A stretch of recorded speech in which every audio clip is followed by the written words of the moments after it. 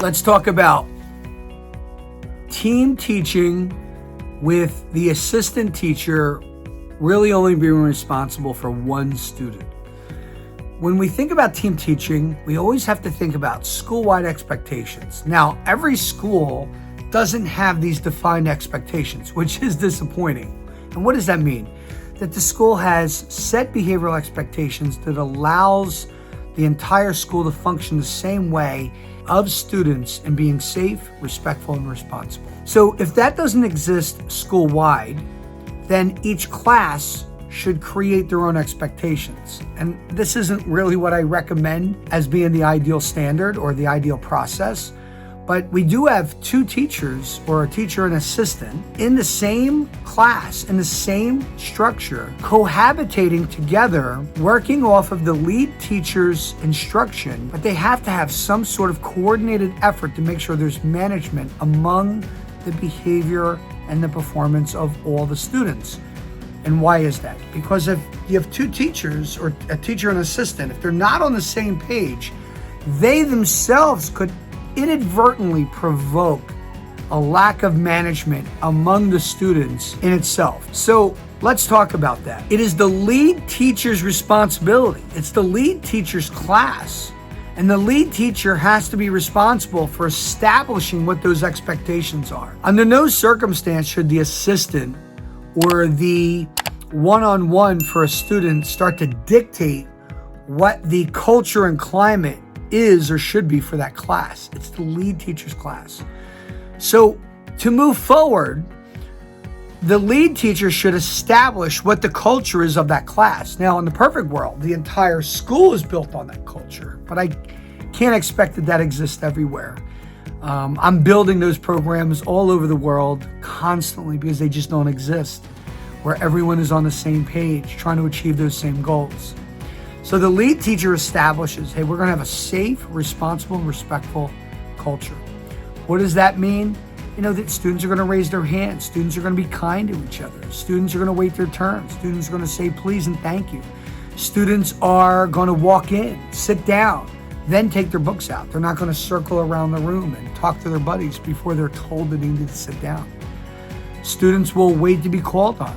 You know, students will record in their homework planners. You know, students will listen for other people to voice their opinion to then deliver their own opinion. Students will be complimentary to each other. That's the way we develop people to be responsible, safe, and responsible. So responsible, safe, and respectful, rather. So the assistant to that class has to jump on board with that. The assistant can't come in with their own set of standards and then dictate not only to the class, but even to a small group or the individual student, unless it is part of the individualized planning for that one student. So what does that mean? Well, we can bend not the standards, not the expectations. Everyone should be safe. Everyone should be seeking being responsible and being respectful. We're not bending on that, but how we get to that could vary. So for this one student, if the assistant or the one-on-one or this in-class support teacher is only responsible for this one student, and that student has a defined plan, the plan that is specific to that student, because that student's needs are different than the regular education or from what everyone else needs. We value that. We honor that. Give courtesy to that. Therefore, we are going to allow that this assistant, this one-on-one, this in-class support teacher who is obligated to this one student, however we define that, is going to do things differently for that one student because the student's needs are different than the general population of the class. But the person who's responsible for that one student does not dictate the culture and the climate of the class. That one person also does not dictate the learning selection, the learning structure, nor the learning or the delivery of the teacher instruction for everybody. The person who's obligated to the one person only worries about that one person. So that assistant, let's just call it the one-on-one, is looking to define the instructional value to that one student in a customized fashion.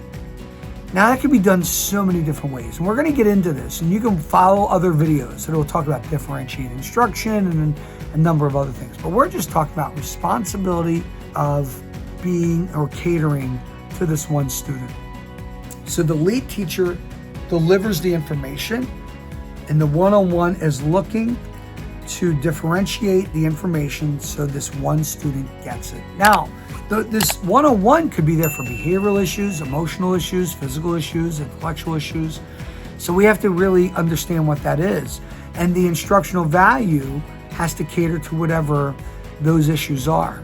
But we really want to look at the strengths of the student so we can actually cater to the strengths so the student is always benefiting and gaining instructional value. All right, next, the one-on-one, depending on the design of the individuality for that student's instruction, literally could be completely different than what everyone else is getting. But we still want to make sure we have goals and objectives. So we're following a continuum to get that student, for that student's individual needs, conquered or achieved to what that student in fact needs or deserves. So maybe everyone's learning fractions. This student is learning fractions at a different rate, different speed, different level. Maybe not, if everyone's in 5th grade, including the student, maybe the student's achievement levels are at 3rd grade. So maybe the student is only learning principles of something that would lead to learning fractions because it's a math class. Maybe it's not fractions at all. Maybe it's adding, with multiple digits or something like that. What you're seeing is that the individual person, this one-on-one, really needs to be well coordinated with the lead teacher. So that way the lead teacher is never questioning what the one-on-one is doing for that student. The assistant to that student, that one-on-one, should never be questioning what the lead teacher is doing to the class because it's not the one-on-one's responsibility to worry about those other students.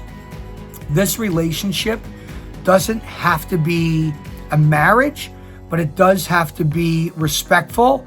And we all have to think that we are all trying to achieve safe, responsible, and respectful relationships. So we want to demonstrate that from the lead teacher to the one-on-one, A.